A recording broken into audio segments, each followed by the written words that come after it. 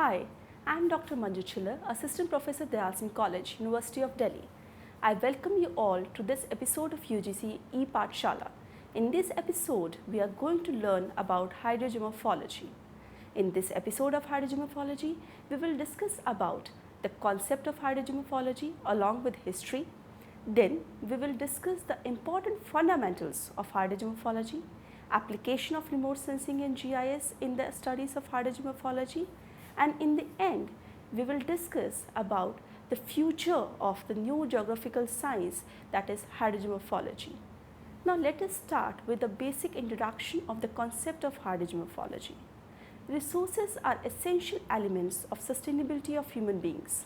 Among all the resources, water and land are among the most important resources. Hydrogeomorphology deals with both of these resources. Hydrogeomorphology is a new field in geosciences that has emerged to study the linkages between water processes and landforms. It is a combination of three different terms: hydro, which refers to water including both surface water and underground water; geo, which refers to the ground and the landforms; morphology, which refers to the surface characteristics of the landforms. Hydrogeomorphology studies the two major aspects. The first one is effects of moving water to the hill slopes, river and landscapes on geomorphic processes and geomorphic forms, and effects of geomorphic forms on the spatial and temporal distribution of shallow groundwater. So, hydrogeomorphology is an interdisciplinary science that studies the link between two important branches of geosciences, that is hydrology and geomorphology. Other than hydrology and geomorphology, the concept of hydrogeomorphology are also largely derived from different branches of geosciences like geology, remote sensing, climatology and natural hazards. To study hydrogeomorphology, it is important to understand the difference between three branches of geosciences, that is geomorphology, geology, hydrology and geomorphology. Hydrogeomorphology, geology, hydrology and geomorphology all are different branches of geosciences and covers different subject matter but often get confused. Geology is the branch of geosciences that studies material of the earth along with the processes that are working upon them. Hydrology studies the occurrence, distribution, movement and relations of water with all the aspects of environment it interacts with. Geomorphology is the subfield of geology and studies the structure, evolution of the surface of the earth. It deals with the origin and changing structure of Earth's landform. So now we are very much clear about the basic concepts of hydrogeomorphology. Let's now move to the history of hydrogeomorphology. If you look at the history, in 1973, Shedagal used the term hydrogeomorphology for the first time in a science article under the Journal of Hydrology. He defined hydrogeomorphology as the study of shapes caused by water activities. He considered water as the most important shaping agent of the landforms. In 1988, Richards used this term again after the gap of 15 years to emphasize on the role of hydrogeomorphological studies in understanding the production scenarios of the river evolution at the hydrological basin scale. Okonishi also made a research on the term hydrogeomorphology in the year 1994, which further strengthened the growth of hydrogeomorphological studies as an important branch of geosciences. He defined hydrogeomorphology as a study of interaction between hydrological processes and geomorphical ones. In recent years, researchers of hydrogeomorphologies are emphasizing more on explaining the landforms, that is their functions and the process through which the landforms have evolved along with the hydrological conditions. In the year 2010, Malval and Brevard stated the use of hydrogeomorphology in France for demarcating the flooded areas on the basis of topography and geomorphic characteristics of the bottom valley. In 2012, Santos et al. Defined hydrogeomorphology as a science that not only tries to understand the way in which hydrological processes contribute to the molding and the evolution of the landscape, but also the way in which the landforms influence or control hydrological processes at different temporal and spatial scales. The surface and the groundwater influences the formation, development and characteristics of the landforms. In turn, the landforms affect the intensity, magnitude and the duration of hydrological process. To establish the link between hydrology and geomorphology under hydrogeomorphology, centers in 2012 have given three models. These models suggest that a superimposition of a common areas of both hydrology and geomorphology to avoid any interface between them. This is the first model that was given by Santos in 2012. This clearly means that both the sciences, that is hydrology and geomorphology, will use similar methods, but there will be no interaction between them. In his second model, he suggested the crossing between hydrology and geomorphology, which thus becomes the common object for both the sciences. This model was based on the statement which was given by Okunishi in the year 1994 that hydrogeomorphology is a little hydrology and little geomorphology. The third model stated by him considered hydrogeomorphology as an independent branch of science which incorporates both of its own characteristics and elements from hydrology and geomorphology. Now let us study the fundamentals of hydrogeomorphology. The important fundamentals of hydrogeomorphology includes the mechanism and the process. The mechanism gives the explanation by describing the physical and chemical effects, while the process is the simultaneous operation of a set of specific mechanisms over a specific period of time. If you look at the hydrogeomorphological studies, it studies the landforms and the groundwater conditions of the area. So while studying the mechanism and the process in hydrogeomorphology, the morphological and climatic hydrological criteria are considered. The study of mechanism and the process involved help to give the explanation behind morphology and the distribution of the landforms. The second important fundamental concept is the basic tool required. To carry out a study in hydrogeomorphology, it is very important to first design a geographic database including both spatial and non-spatial data requirements with their sources. The most important requirement for the studies in hydrogeomorphology is maps. This includes topographical maps, geological maps of the areas, soil maps, rainfall and climatic distribution map, population density map, groundwater fluctuation map. In India, the sources for these maps are various government agencies and publications like Survey of India of Toposheet maps, National Bureau of Census for population density map, Geological Survey of India for geological maps, India Meteorological Division for climate and rainfall distribution data maps, National Bureau of Soil Survey and Land Use Planning for soil maps, All India Soil Land Use Bureau for land use and land cover maps. Along with the maps, it is also very important to update the data through the satellite data collected and the various national and international remote sensing agencies like Indian Institute of Remote Sensing Agencies in Dehradun and National Remote Sensing Agency in Hyderabad.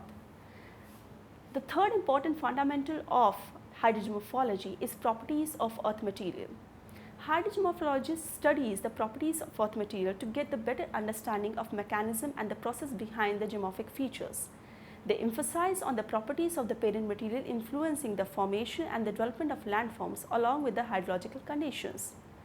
Type of rock, weathered material, soil, superficial deposit, shear strength, porosity and mineral composition are some of the important properties that hydrogeomorphologists studies during their research. The next important fundamental is the spatial scales of hydrology. Hydrogeomorphology not only studies the effect of hydrological processes on the geological processes, but also analyzes the effect of landforms on hydrology of the area. Thus, the study of scaling effects becomes essential. The spatial scales in hydrology can be distinguished into major three types. The first one is the local scale. On local scale, the parameters like slope angle directly influences the water flow path geometries, flow velocity and the quantity. The second scale is hill slope scale. In hill slope scale is characterized by its runoff production. The soil properties influence the runoff production in the hill slope scale. And the third important scale is the catchment scale. In catchment scale, the morphometry of the basin influences the runoff production. The next important fundamental is the dimensions of hydrological units. Hydrogeomorphological studies the role of dimension of hydrological units in defining the size and dimension of the geological landforms. In India, watersheds are delineated at various levels on the basis of the drainage network. Watershed can be defined as an area of land that includes common set of streams and river draining their water into a single large water body. Water in watershed can come from any of the source. It could be from the precipitation as in form of water or in form of rain or snow or as in groundwater surface runoff. The size of the watershed depends on the size of the stream river and the point of interception of stream or river, the drainage density and its distribution. Now, the next important fundamental is hydrological cycle and the water budget. Hydrology being an important part of hydrogeomorphology, it becomes important for hydrogeomorphologists to study hydrological cycle, water balance and water budget for their research studies. As shown in the present diagram, hydrological cycle refers to the circulation of water into different forms between different spheres of the earth's surface.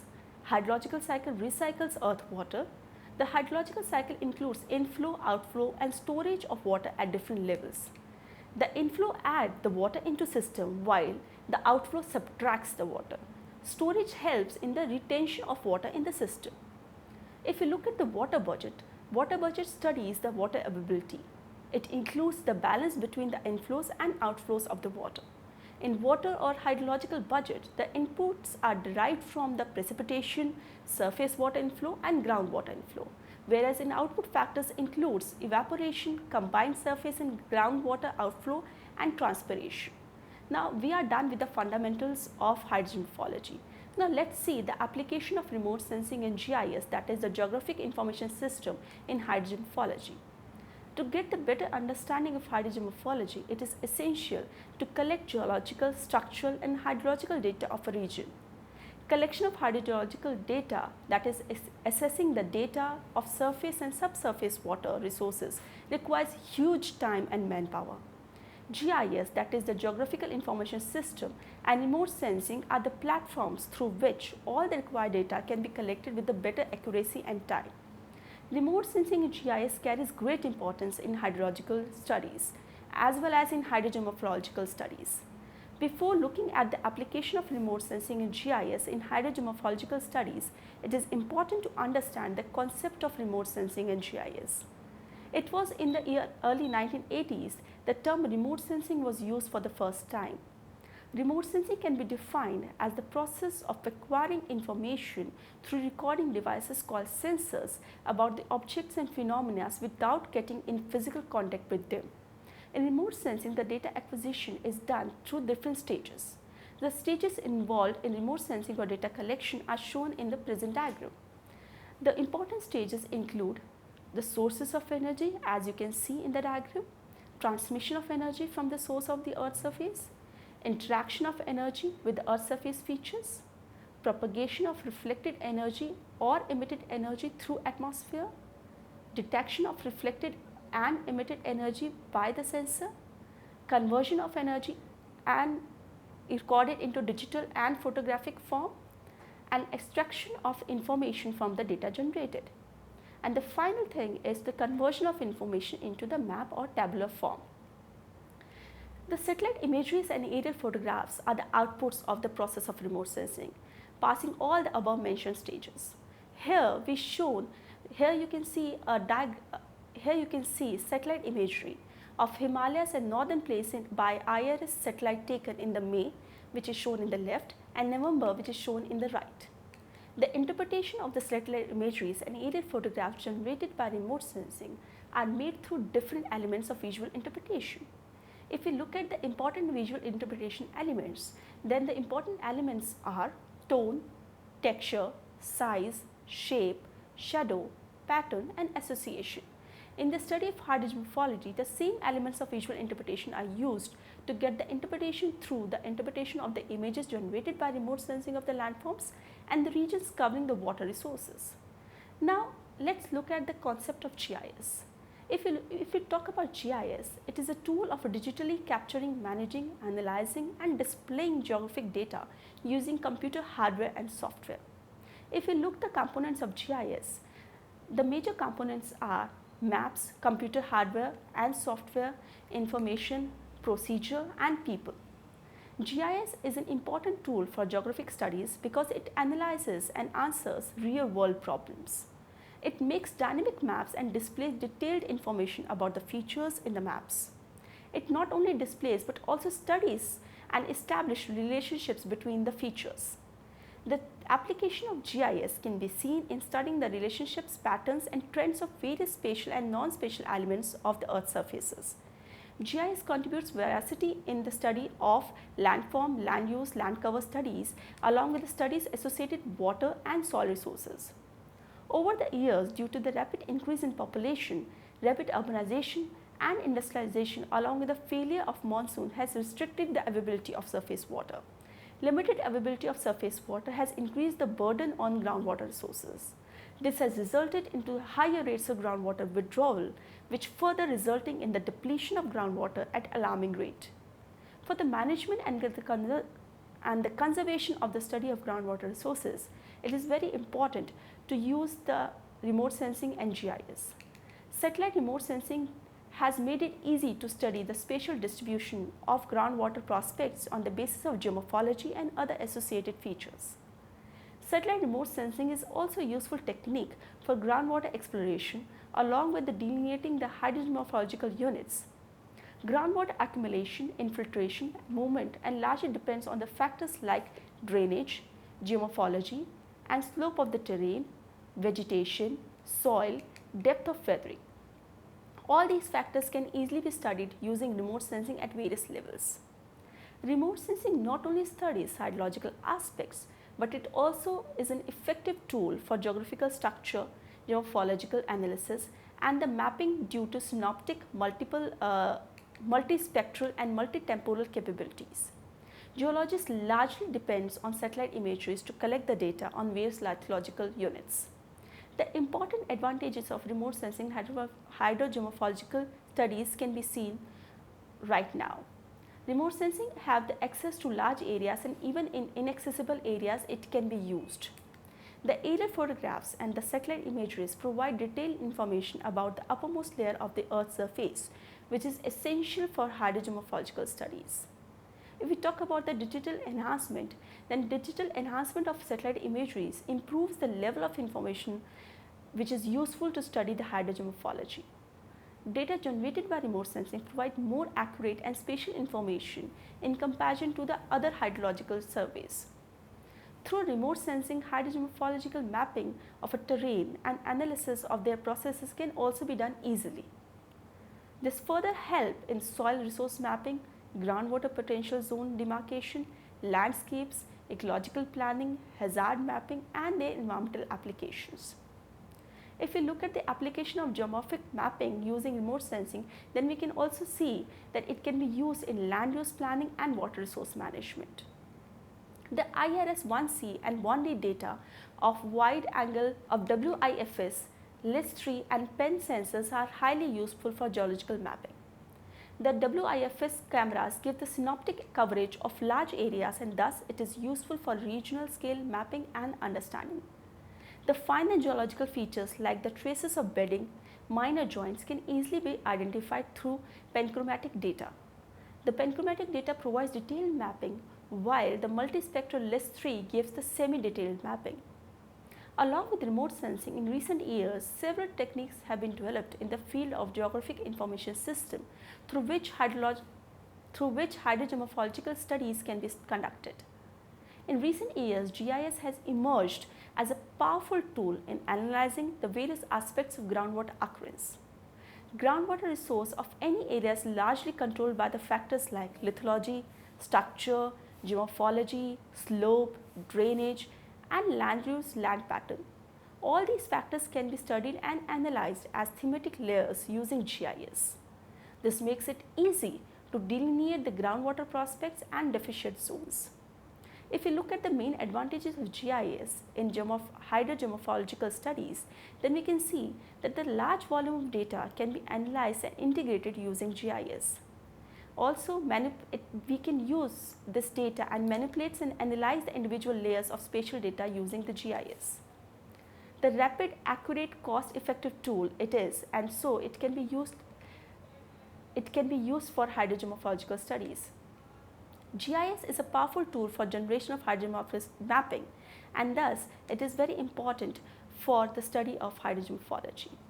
Now, after discussing the application of remote sensing GIS in the studies of hydrogeomorphology, now let us study the application of hydrogeomorphology. The Application of hydrogeomorphology can be seen in planning and management of various activities on the Earth's surface. Some of the important applications of hydrogeomorphology can be seen here. The accurate, detailed and timely reliable data on the extent, location and quality of land along with the water resources and climatic characteristics help resource planners in agricultural land use. Data on land potential and conservation requirements through hydrogeomorphological studies helps in improving the quality of land. Hydrogeomorphological studies are found helpful by environmentalists in identifying hazards and studying climatic change. Geologists have also found it very useful in examining the role of surfaces and subsurface flow regimes and the flow paths on fluvial erosion and mass wasting. Ecologists found it useful to describe the linked water between geomorphic conditions that defines habitat in wetlands, rivers and other environments. Watershed management depends on collection and management of information on physical relationships between vegetation, soil and water resources, which can easily be done by hydrogeomorphological studies. Now, after the application of hydrogeomorphology, now let's look at the future of hydrogeomorphology as a geoscience. Over the years, the relationship between the physical and human environment is taking new turns and shapes. The need for the new subfield called hydrogeomorphology stems from the emergence of various challenges resulted from growing human population combined with the effects on the environment and water resource systems. Transformation hydrological cycle, water use, land use and climate is a result of this change in man-environment relationship. In today's era, hydrogeomorphological studies are a great option to manage and control the environmental problems. In recent years, hydrogeomorphology has become an important branch of geosciences to tackle natural hazard impact, environmental auditing, resource assessment and impact assessment. To deal with the new challenges, hydrogeomorphology has developed a close relationship with various fields like ecology, soil sciences and paleogeomorphology. The growth in the importance of hydrogeomorphology as a geoscience can also be seen with the fact that now the world organizations like UNDP, World Bank have also added a clause of understanding the hydrogeomorphology of the areas before stating the development projects into it. Emphasis has been made by these organizations to have a detailed knowledge of landforms, hydrology, materials and the earth surface processes to be utilized or remedial work, planning, framework and land zoning plans. Thus, it can be said that the hydrogeomorphological knowledge is now being utilized in planning and development of the earth as a whole. This shows the growth in the status and responsibility of hydrogeomorphology in recent years as an important field of sciences, as an important field of geosciences. That's all for today. I hope you must have enjoyed this lecture. Thank you so much.